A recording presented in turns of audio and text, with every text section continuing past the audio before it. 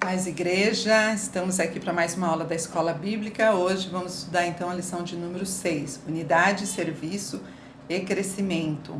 Essa lição está baseada em Efésios 4, de 1 a 16. Bom, a revista começa fazendo uma pergunta. Ela diz assim: quais as características que uma igreja sadia deve demonstrar? Então essa lição ela vai falar do nosso comportamento, ou seja, da prática da vida cristã, né? No qual forma a unidade que é a igreja, tá bom? Então ele começa dizendo que o capítulo, essa carta aos Efésios, ela está dividida em 2 pontos, do capítulo 1 ao 3 que nós já estudamos, fala da doutrina, e a partir de agora então vai falar da prática, de o que devemos fazer da nossa vida cristã. Quero começar lendo o versículo 1 do capítulo 4, que diz assim: como prisioneiro no Senhor, rogo-lhes que vivam de maneira digna na vocação que receberam. Se vocês perceberem, Paulo aqui ele usa a mesma expressão que ele usou lá no capítulo 3, ele se coloca como um prisioneiro do Senhor. Portanto, ele usa um termo que é importante, ele diz assim: rogo-vos, né? Ou seja, se atentem, observem, olhem, percebam, né? Então é isso que ele quer dizer. Por quê? Porque ele está falando de andar de modo digno. Então, olha, observem, vejam como deve ser a prática do cristão, vejam como deve ser as atitudes, né, do cristão para que haja unidade na igreja. Então é isso que ele está chamando atenção. Então diz assim: como é essa dignidade? 2 palavras resumem: unidade e santidade. Então essa dignidade, ela se resume nisso: unidade e santidade. Tá? Então a unidade a gente vai trabalhar depois, e nessa lição nós vamos falar então de unidade. Bom, o capítulo 1 diz assim: a unidade cristã depende da nossa vida cristã. Paulo é muito claro ao escrever que a vida digna é caracterizada por essas virtudes: humildade, mansidão, longanimidade, tolerância mútua e amor. Relembra-nos que é por aqui que todo o propósito de unidade cristã deve começar. Isto é, se quisermos unidade na igreja local, é bom termos certeza de que nunca dependerá de cargos, estatutos, etc. Há pessoas que começam com estruturas, mas o apóstolo começa com qualidades morais, virtudes cristãs, diz Stott. E isso explica porque muitos projetos da igreja e na igreja não dão certo. As pessoas dizem que querem trabalhar, que amam ao Senhor, que estão dispostas, mas quando começa o relacionamento interpessoal, nota-se a ausência dessas virtudes. Tudo termina em divisão. Olha, quão importante é a gente se atentar para isso, né? Então, muitas vezes a igreja está preocupada só com a estrutura, ter ministérios, tem ministério disso, ministério daquilo, ter eventos, sabe, toda essa estrutura, né, que tem que conter no estatuto. Então, muitas igrejas estão preocupadas com isso, mas Paulo está dizendo aqui que o mais importante é ter essas virtudes, né, essas qualidades, para que a igreja tenha unidade, para que a igreja cresça, para que a igreja seja uma igreja sadia, uma igreja no qual as pessoas olhem e vê realmente que é uma igreja séria, que é uma igreja que está voltada realmente para a palavra de Deus, né? Então ela tem que ter unidade, ela tem que ter um comportamento onde todos estejam caminhando, né, dessa forma, observando essas virtudes, observando esse comportamento, tá? Então aqui ele vem elencando aqui quais são essas virtudes, né, falando, destrinchando aí de cada virtude. Ele fala da humildade. A humildade, ela não quer dizer uma pessoa que é pobre, uma pessoa que não tem o que comer, não tem o que vestir, que anda maltrapilho, né? Então, humildade não é isso. Então, ele fala o que é humildade. Então, tem aqui três pontos. Ele fala assim: não pensar de si mesmo além do que é. Quantas pessoas querem mostrar que é mais do que realmente elas são, né? Então, a humildade é você ser o que você de fato é. Não queira acrescentar, não queira mostrar para os outros como você é, se não é dessa forma que você é, né? Considerar os outros.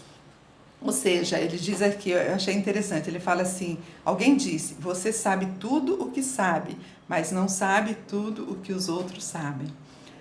Como é ruim, né? Você conversar com alguém, você querer colocar o seu ponto de vista e a pessoa achar que o ponto de vista dela é que está certo, né? Ela sabe tudo, ela conhece tudo, ela é a dona da verdade, né? E ninguém sabe nada. Ninguém sabe nada, só ela tem o conhecimento de tudo, né? Eu sei o que eu sei o que eu aprendi, eu sei daquilo que eu busquei na minha vida e agreguei conhecimento, né? Agora, o outro sabe o que ele aprendeu, né? O que ele buscou, o que ele estudou para saber. Então, é isso que é importante. Eu falo, eu acho que como um exemplo, é a questão da minha aula com a aula do pastor Haroldo, né? Eu tenho um conhecimento e o Haroldo tem outro conhecimento, né? Então, as nossas aulas, elas são diferentes por conta desse conhecimento.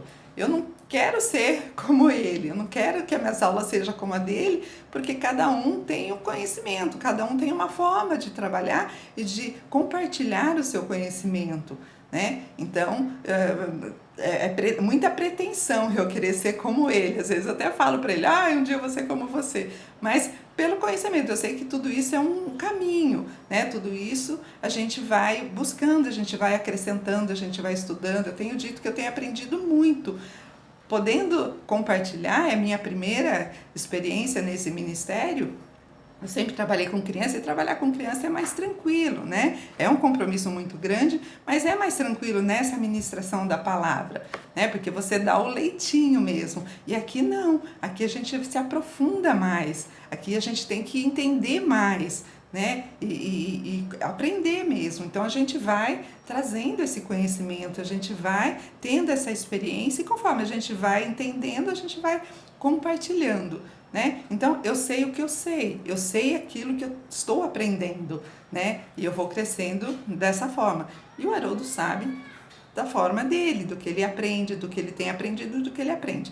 Então, é isso que ele está falando, isso é ser humilde, né? Considerar os outros, é considerar o conhecimento dos outros, é Jesus as experiências dos outros, né? E o por último é a disposição para servir, né? As palavras de Jesus dizem tudo. Servir, estar à disposição, estar disponível, né? Não deixar de estar envolvido com a obra de alguma forma, né? Isso é importante, então isso faz parte da humildade. Aí ele fala da mansidão. Então ele usa ele define, né, a mansidão como meio termo entre ser irado demais e nunca ficar irado de modo algum.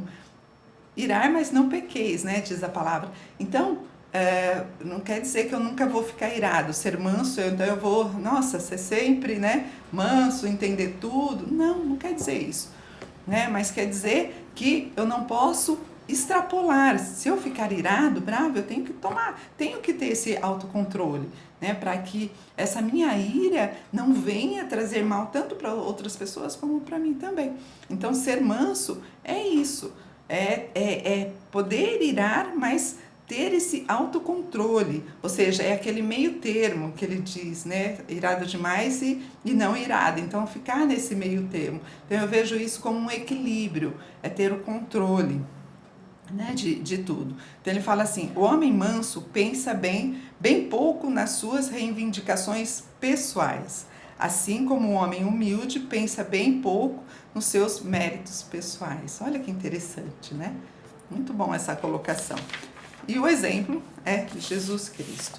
Aí ele fala longanimidade, ser longânimo, né? Ser longânimo, ou seja, não irar ou não tomar nenhuma atitude de uma situação de raiva, alguma coisa assim, por impulso, né? Então, você tem que ser uma pessoa longânima, que tenha mais paciência, que tenha esse controle. Então, isso é a longanimidade.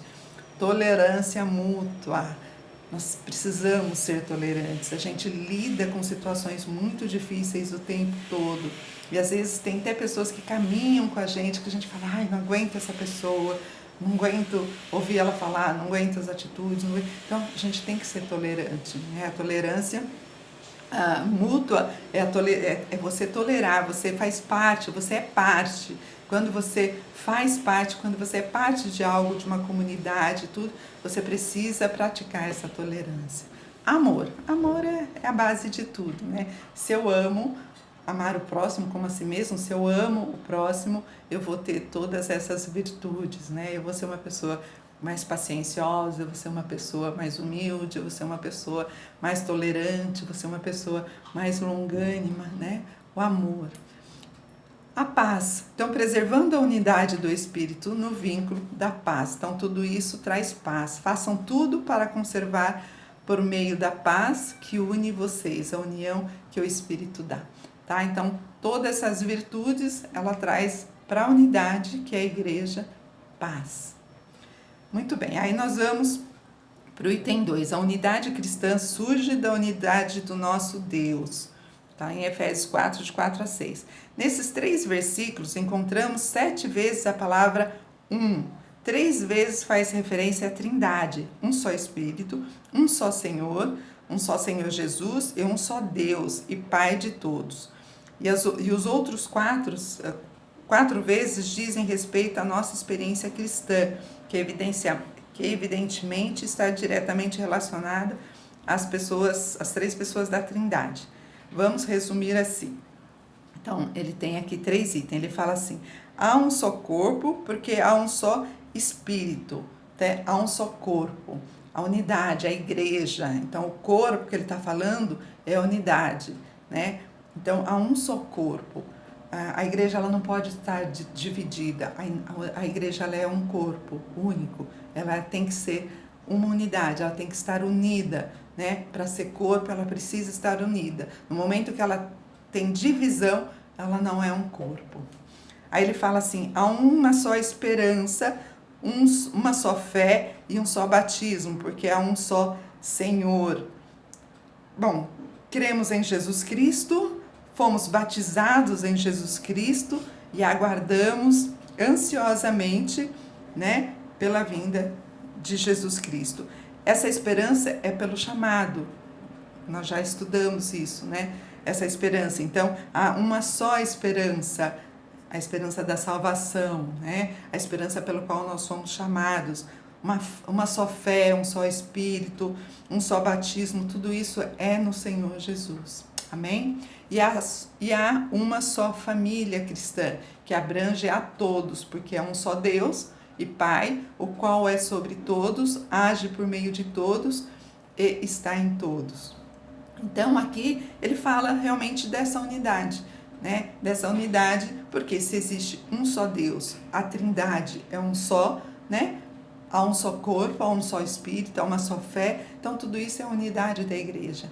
Então, tudo isso que ele vem ensinando, nós precisamos pensar que a igreja ela precisa ser um corpo saudável, um corpo, sabe, onde tudo está ligado, onde tudo está em harmonia, onde tudo está junto, né? Então, entendendo isso, respeitando isso, observando tudo isso, nós vamos ser um corpo, uma igreja saudável, para que haja o quê? Para que haja crescimento, fortalecimento, né? Para que as pessoas, quando olharem, ela tenha uma boa referência. Quantas igrejas nós temos uma forma ruim de olhar, né? Igrejas que estão preocupadas com estatutos, estão preocupadas com estruturas e não estão preocupadas com esse alicerce, né? Com essa unidade, com esse caráter das pessoas, com esse comportamento das pessoas, essa forma que as pessoas precisam ter, né, para que haja realmente unidade, para que a igreja seja de fato uma igreja saudável,